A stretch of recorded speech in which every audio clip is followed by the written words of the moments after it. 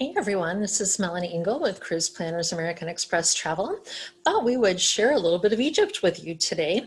I had the pleasure of visiting Egypt in December and I wasn't really sure what to expect. It was my first time. The history of Egypt to me is almost like a fairy tale. The tale of pharaohs, the magic that surrounded them, the supernatural powers they believed in, their total quest in life to prepare for their after death.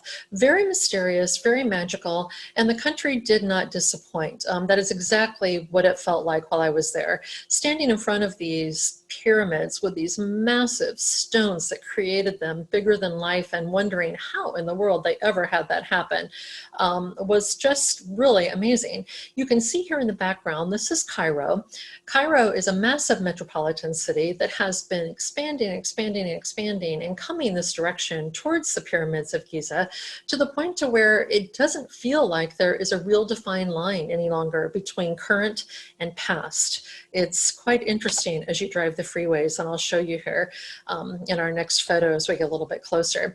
The camels are a part of daily life in Egypt, whether it is with tourism or whether it is in the normal daily lives in the smaller villages outside of the metropolitan cities. You see them being used on a regular daily basis as forms of transportation, as forms of carrying things, whatever they need to do. They still have a large population of camels. You can see here the pyramids right outside the city limits. Here are the freeways. Freeways are usually crazy busy. This was early morning.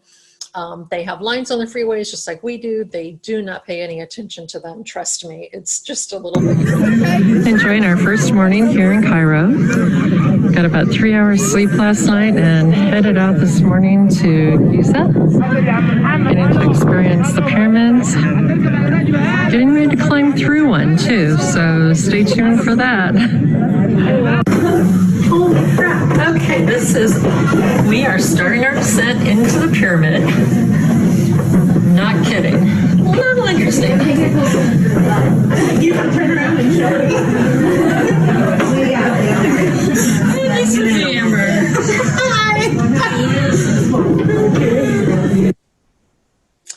Heading on back over to the pyramids, we'll see the Sphinx here in a minute. It's really very special to stand in areas where you know have been traveled by the likes of Julius Caesar and Napoleon and all of those historical people that we've came to know throughout history.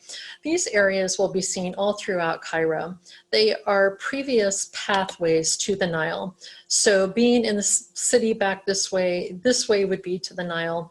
And of course, previously it was dirt roads traveled by chariots and camels, etc. And they're trying to revamp some of those and create these lovely walking paths for people to experience that and keep part of this history alive. We'll see a lot of unfinished buildings in Cairo as well. They have quite a policy there that if it's not finished, they don't pay taxes. So they only finish the floor they're living on and leave the rest of it unfinished so that they don't have to pay taxes, which I guess everybody could like that just a little bit.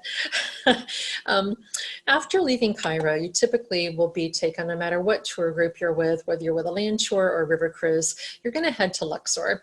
Luxor is the home of the complex of the Karnak temples, which is very massive, and you could spend a full day here exploring if you chose to. Luxor is also where you have access to the Nile to get on the river cruises that will cruise the Nile and take you to other places for you to be able to see on your trip to Egypt. So we spent some time at the Temple of Karnak. We waited for sunset. It was a beautiful experience to get to see that. They have massive columns like you're seeing here. Artwork is just profound everywhere. The carvings are just everywhere. The statues, everything is bigger than life. And I'm going to back up here a second because I talked over that video and I want you to see it. These amazing pillars, 65 feet tall, have not had any restoration, any changes in color since 1265 BC. The graphics are just incredible and they just go on for miles. Absolutely amazing. So once you get on the Nile, this is what you see. You are cruising the Nile, truly a river meant for transportation. It is not a river of breathtaking beauty if you've cruised the Danube or the Rhine and you're used to seeing castles and that kind of thing along the river. It is nothing along the river for most of the time.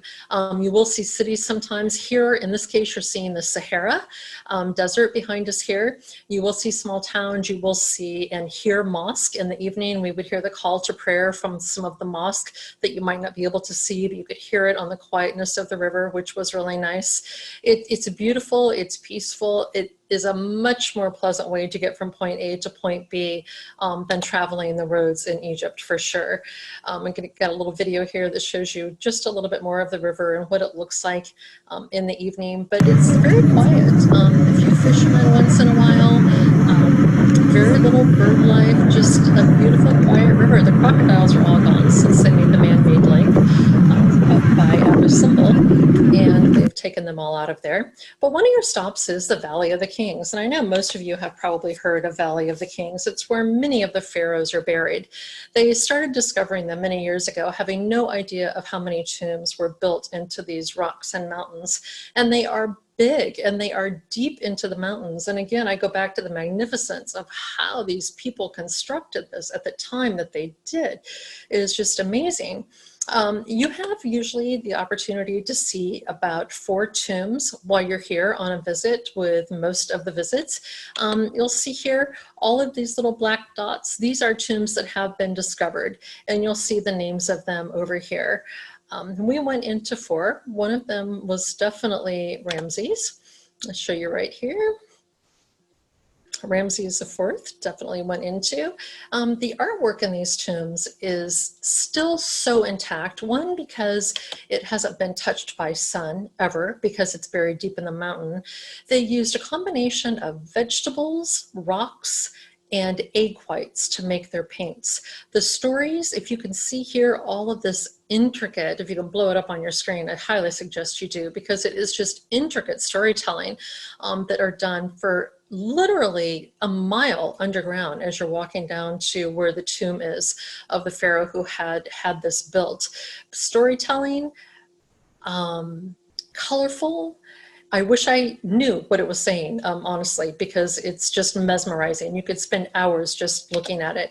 But as you can see here, as you continue to walk through the tomb, you're going down towards where the pharaoh would be, their story of their life as well as the story of their country. And in these rooms that you would see back here, let me back up just a second. In these rooms would be where they would have stored all of their treasures that they were buried with. Obviously, nothing is there now, but they had their own treasures that they wanted to take with them to the afterlife. King Tut, you know, this was pretty interesting for me because knowing that King Tut was only 18, but one of the most famous pharaohs, just for a lot of reasons that have been kind of intricated into the US culture. Knowing how small he was a surprise to me, even being 18, to be such a little guy.